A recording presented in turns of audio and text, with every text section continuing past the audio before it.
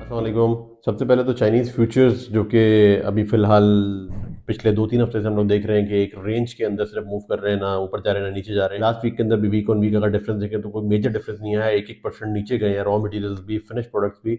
सिवाय इसके कि कोकिंग कोल की जो फ्यूचर्स हैं वो पहले भी काफ़ी ज़्यादा तेज़ थे, अब इस हफ्ते भी 1% सिर्फ ऊपर गए, वो भी तकरीबन स्टेबल है। प्राइसेस की बात करें तो आयरन और $1.5 नीचे गया है अभी भी, बट 105 के आसपास मूव कर रहा है। कोकिंग कोल वही $250 टच कर चुका है जो कि एक बड़ा हाई प्राइस है, वो भी वहाँ पर स्टेबल है। जबकि एचआरसी की बात अगर करें तो वो भी स्टेबल है तकरीबन 475 के आसपास एफओबी बेसिस के ऊपर। और अगर हम बिलेट्स की बात करें तो वो भी स्टेबिलिटी थी लास्ट वीक के अंदर। चाइना जो है वो अपनी अभी इस वक्त मूव कर रहा है। बाय द वे वो एफओबी प्राइस नहीं है, वो basically C and F price है, जो 475 की मैंने आपको बताई। और अगर हम बात करें ओवरऑल चाइनीज सेंटीमेंट्स की तो वो अभी भी प्रोडक्शन कट डाउन है, कुछ पोल्यूशन की वजह से भी वो थोड़ा कंट्रोल कर रहे हैं चीज़ों को, जिसकी वजह से सप्लाई बहुत ज़्यादा नहीं है बट डिमांड भी ज़्यादा नहीं है, जिसकी वजह से एक डेड लॉक सा है। सप्लाई और डिमांड बहुत ही बैलेंस चल रही है। बाकी on the other hand on top of that एक चीज़ सुनने में आ रही है कि जो स्टिमुलस पैकेज है और सेंट्रल बैंक की कोई पॉलिसी आने वाली है जिसकी वजह से चीज़ें पॉजिटिव होंगी। अभी ये जो इनकी न्यू ईयर हॉलीडेज आएंगी उसके आसपास एक्सपेक्टेड है कोई अनाउंसमेंट हो उसके बाद या उससे पहले। अगर वियतनाम, ताइवान और जापान की बात करें तो सारे ही सेक्टर्स पॉजिटिव है, एटलीस्ट स्टेबल है। जापान के अंदर $4-5 की प्राइसेस बढ़ी हैं जो वियतनाम को स्क्रैप की ऑफर्स कर रहे हैं। वियतनाम के अंदर एचआरसी काफ़ी ज़्यादा स्टेबल है क्योंकि चाइना की डंपिंग नहीं हो पा रही है नॉन वैट माल ना आने की वजह से और प्रोडक्शन कम होने की वजह से, जिसकी वजह से ओवरऑल स्टेबिलिटी नजर। ताइवान के अंदर भी तकरीबन तीसरी चौथी दफ़ा प्राइसेस जो है वो स्लाइटली इंक्रीज हुए बट हुए हैं। डिमांड वहाँ पर भी अभी स्टेबल चल रही है। अगर टर्की की बात करें तो टर्की का हम लोग 3 महीने से देख रहे थे कि प्राइसेस ऊपर जाए जा रही हैं, जाए जा रही हैं। 2 ढाई महीने से देख रहे हैं एटलीस्ट, तो अब जाकर प्राइसेस को ब्रेक लगी है। कुछ थोड़ी सी डाउनवर्ड करेक्शन भी हुई है $1 की। अगली जो डील्स होंगी उससे पता चलेगा कि ट्रेंड कहाँ पर सेट हो रहा है, कि फर्दर ऊपर जाने की गुंजाइश है या नहीं है। बट मोस्टली लोगों का ये कहना है कि टर्की अब स्लो डाउन होगा क्योंकि काफ़ी रीस्टॉकिंग हो चुकी है। जो फिनिश की सेल्स है, अब सारी मिल्स का फोकस फिनिश की सेल्स के ऊपर है जो कि उस तरीके से हो नहीं रही हैं जिस तरीके से प्राइसेस बढ़े। उम्मीद ये की जा रही है कि ऑर्डर बुक्स तो खैर यार्ड्स के बहुत स्ट्रांग हैं अभी इस वक्त, उनको भी फरवरी पूरा सुकून से वो गुजार सकते हैं और माल बेचेंगे। बट प्रोबेबली जब रमज़ान शुरू होगा तो मैं उस वक्त एक्सपेक्ट कर रहा हूँ कि प्राइसेस में शायद थोड़ी सी करेक्शन आए, कुछ थोड़ी सी कूल डाउन हो चीज़ें, मौका मिले एटलीस्ट कस्टमर्स को निगोशिएट करने का और बात करने का कंटेनराइज श्रेडेड के या एचएमएस के बायर्स के लिए। क्योंकि जो हमारी साउथ एशिया की मार्केट्स हैं उनको कस्टमर्स को तो मौका ही नहीं मिल रहा अभी इसमें निगोशिएट करने का। प्राइसेस इतनी टाइट है और अवेलेबिलिटी इतनी टाइट है कि पीछे से ना अवेलेबिलिटी आ रही है ना ही वो लोग कुछ कंक्लूड कर पा रहे हैं अपनी मर्जी से। हाँ, जिस तरीके से सेलर डिक्टेट कर रहे हैं उस तरीके से वो चल रहे हैं और प्राइसेस भी खासी इंक्रीज हो चुकी है। और अगर हम बात करें एचएमएस की प्राइस की टर्की की, तो तकरीबन 375 के आसपास मूव कर रही है। शेरिट भी 395-96 के आसपास अभी भी मूव कर रहा है।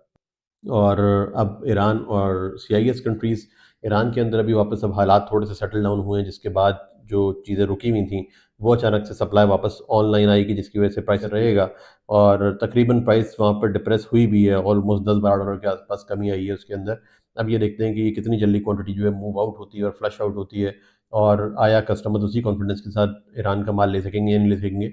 ये तमाम सारे सवाल हैं जो कि वक्त के साथ इसका जवाब मिलेगा। रशियन एचआरसी की बात करें तो वो भी थोड़ा टाइट है, अपवर्ड मोमेंटम है उसके अंदर क्योंकि ओवरऑल फ्लैट प्रोडक्ट्स की प्राइसेस स्टेबल नज़र आ रही हैं। इवन अगर यूरोप की बात की जाए तो वहाँ पर भी प्राइसेस अब थोड़ी स्टेबल हो गई हैं। जो डॉक्स पे माल जा रहे थे उसके अंदर एक बड़ा रेंज आ गया है। कुछ यार्ड जो है वो सस्ता भी बेच रहे हैं, कुछ महंगा बेच रहे हैं, कुछ रेजिस्ट कर रहे हैं, कुछ दे पा रहे हैं।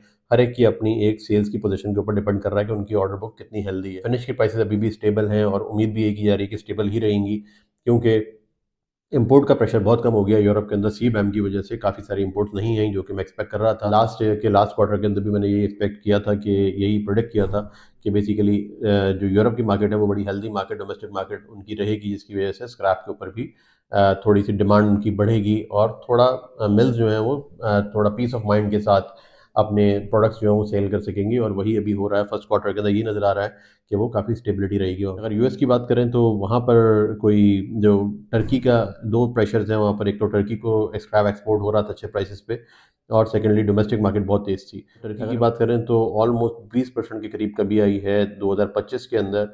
जो एक्सपोर्ट स्क्रैप की यूएस से टर्की को होती थी वो अब 20% कम हुई है 2025 के अंदर। इसकी वजूहत ये हैं कि जो यार्ड्स हैं यूएस के, वो डोमेस्टिक सप्लाई काफ़ी ज़्यादा कर रहे थे, इसकी वजह से टर्की का एक पोर्शन कट डाउन हुआ है। यही वजह है कि टर्की को डिफरेंट कंट्रीज़ बाल्टिक रीजन के अंदर और बाकी जो है वो शॉर्ट सी कार्गोस काफ़ी सारे जोग्राफिकली स्कैटर्ड एरियाज से माल इकट्ठा करना पड़ा और थोड़ी सी हैसल भी रही इसके अंदर, क्योंकि अमेरिका का मेड इन अमेरिका वाला जो विजन है और जो डोमेस्टिक सप्लाईज हैं, डोमेस्टिक जो कंजम्पशन हो रही है स्क्रैप की वहाँ पर, उसकी वजह से टर्की को डेफिनेटली एक सेटबैक लगा है, जिसकी वजह से बाकी सारे मार्केट्स भी थोड़ा सा डिस्टर्ब हुए हैं। बट एनीवे फिर भी अगर मैं बताऊं 2025 के अंदर तो टर्की का सबसे बड़ा सेलर स्क्रैप का यूएस ही था।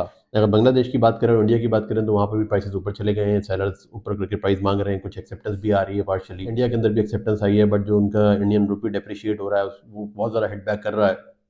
जो कस्टमर्स की सेंटिमेंट है वो डेवलप नहीं हो पा रहा है, कॉन्फिडेंस डेवलप नहीं हो पा रहा, बट उसके बावजूद क्योंकि स्क्रैप उन्होंने बाइंग की नहीं थी, उसकी वजह से जो रीस्टॉकिंग चल रही है नेचुरल, वो रीस्टॉकिंग अपनी जगह पर चलती चली जा रही है और मार्केट उनकी भी स्टेबल नज़र आ रही है अभी एज ऑफ नाउ। देखते हैं कि अभी टर्किश प्राइसेस अगर मूव करती हैं तो फिर इंडिया किस तरीके से रिएक्ट करता है, खामोश हो जाते हैं या फिर बाइंग करते रहते हैं, बट ओवरऑल बहुत ज़्यादा पुल और डिमांड नहीं थी इंडिया से। पाकिस्तान की अगर बात करें तो यहाँ पर भी सिचुएशन काफ़ी स्टेबल रही है, पॉजिटिव सेंटिमेंट्स हैं, ऑप्टिमिज्म है मार्केट के अंदर। जो शेड की प्राइसेस आ रही थी वो तकरीबन 380 से लेकर 390 के दरमियान आ रही थी। जो काम भी हुए वो 385 पे खुला के काम हुए पिछले हफ्ते के अंदर, कुछ 387 पे भी काम हुए और इसी तरीके से 380-82 के आसपास भी कुछ माल बिके हैं।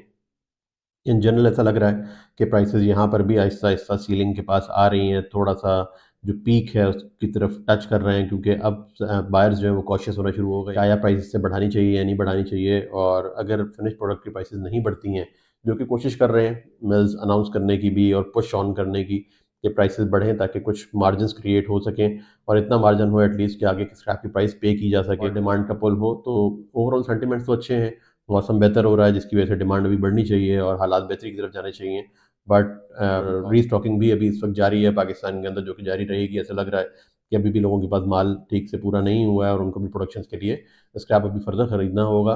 अवेलेबिलिटीज अभी भी लिमिटेड है, आगे भी इस हफ्ते भी ऐसे लग रहा है कि लिमिटेड रहेंगी। आहिस्ता आहिस्ता करके जो है वो प्राइस वापस मौसम थोड़ा बेहतर होगा। बहुत हार्श विंटर्स हैं, यूएस के अंदर भी बहुत बुरा हाल है, कनाडा के अंदर भी बुरा हाल है, कई जगहों से अभी इस वक्त सप्लाई टाइट है काफ़ी ज़्यादा। आहिस्ता आहिस्ता जैसे जैसे बेहतरी आएगी उसी तरीके से बैलेंस चीज़ें होती रहेंगी, but overall including middle east के प्राइसेस बहुत ज़्यादा बढ़ गए हैं, जिसकी वजह से पाकिस्तानी कस्टमर्स को बहुत दिक्कत का सामना है कि वो कन्वर्जन अपनी कैलकुलेट नहीं कर पा रहे उस हिसाब से और आगे फिनिश प्रोडक्ट सेल नहीं कर पा रहे। बट मजबूरी के तहत कुछ महंगे माल भी मिडिल ईस्ट के लोगों को लेने पड़ेंगे अपने जो गैप्स हैं उनको कवर। तो अभी तक के लिए यही अपडेट्स थी। उम्मीद कर रहा हूँ कि इंशाल्लाह इम्प्रूवमेंट आएगी अगले एक दो हफ्ते के अंदर, जो लेन देन है उसके अंदर भी और प्राइसिंग के हवाले से भी, और चीज़ें अच्छे तरीके से मूव ऑन कर सकेंगी। Thank you.